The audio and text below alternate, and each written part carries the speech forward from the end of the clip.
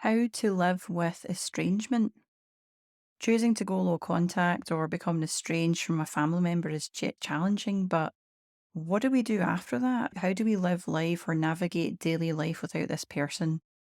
If you've thought this, if you've got this question, this episode's for you, so stay tuned. You're going to get some good information.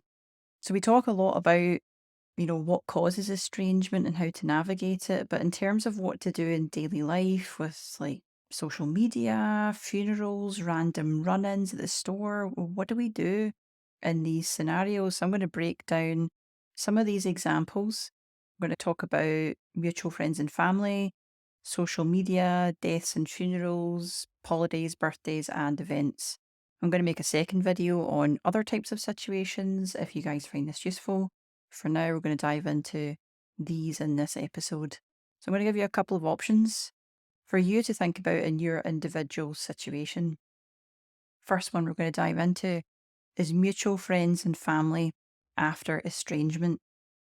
So our first option, choose to end all relationships that connect you to this person.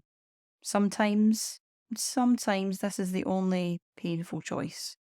If you're estranged from someone in your life and share friends or family, you may also have to cut these people off. You may need to keep yourself safe or no longer want to participate in their choices or problematic behaviours. The second option is to keep some of the relationships. You may need to discuss this with each person to determine how to make it work. This may include limited contact or only spending time alone and not with that estranged person. And our third option is to continue all of your mutual relationships. This is possible, but could get complicated with some deliberate effort and planning. Think about how you will deal with small and large gatherings. The second situation people ask most often, especially in therapy, is what do I do with social media around this person? First option, you can unfollow or block that person you're estranged from, or anyone that might have photos with them on something like Instagram or Facebook. Remove them as a follower and limit everyone's access to your life. This is the most extreme option, but you can decide if you want to tell them that you're unfollowing or not, just to go ahead with the action. For some of you, this is the best option. For others, you might consider the other options. The second one is to mute the person you're estranged from and anyone else who may spend time with them or come up on your social media timeline. You can continue following each other, but maybe limit how much you see their content. So you can look at it or check in when you want to. You could also prevent them from seeing certain parts of your social media presence, your commenting, your messages. This is a boundary that can be adjusted over time.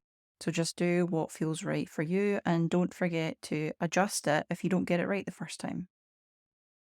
And option 3 is to continue following them on social media or continue allowing them to follow you.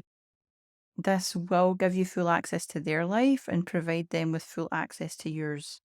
Make sure this is something you can handle and think about the potential pitfalls that could come up. Ask yourself, if I don't want contact with them in the real world, why would I want contact with them here? And how will that impact me?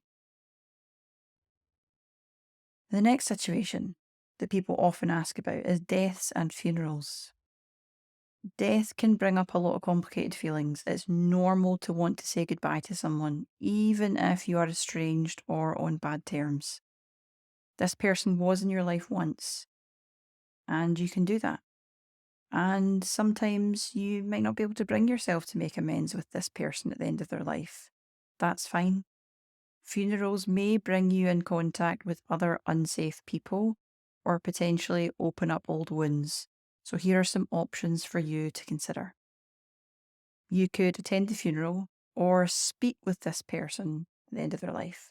Decide if this would help you heal yourself or your relationship with this person. You can put limits on what you will attend and for how long. Your second option is to choose to honour this person in your own way. This might include calling them, visiting them alone, or saying goodbye in your own unique way. Some people choose to do this through lighting a candle, writing a letter, or saying a prayer. And your third option is that you could do nothing for this person and instead say goodbye to any grief or pain that you've been holding on to. This is where a therapist can be beneficial in this situation.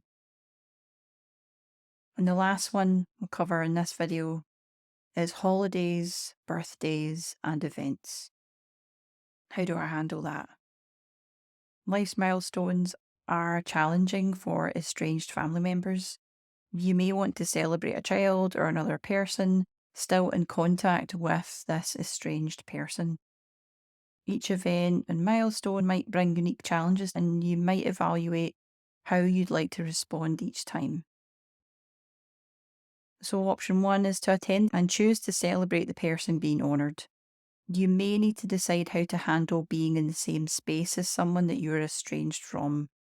You could either arrive late or leave early, bring someone with you to serve as a buffer, and play what you will do or say if they approach you in your imagination to help you feel more prepared. Your second option is to celebrate the person or the event in your own way. You could choose to have your own celebration for that person, send a gift or a card, or call them and explain why you can't attend. Again, this depends on the person or the event and will be unique to your situation. Your last option is to refrain from celebrating anyone or any holiday that brings you in contact with the person you are estranged from. You can choose to spend your holidays and events alone or with other people who are outside of that circle. This is the most extreme option, but for some of you, it may be necessary in highly dysfunctional situations where this would genuinely be the best option for you. And again, all these options that you might try, these may change over time. Thank you for listening for this episode. I hope this has been insightful in listing some common life events and experiences that you may have questions about. How do I navigate that, being estranged from this person now? My life might still be tied in some way, and I'm figuring out how to navigate that. Hopefully, some of these options will give you some insight or maybe help you think of your own option to each of these specific scenarios. So, as always, have a good week. I'll see you in the next episode.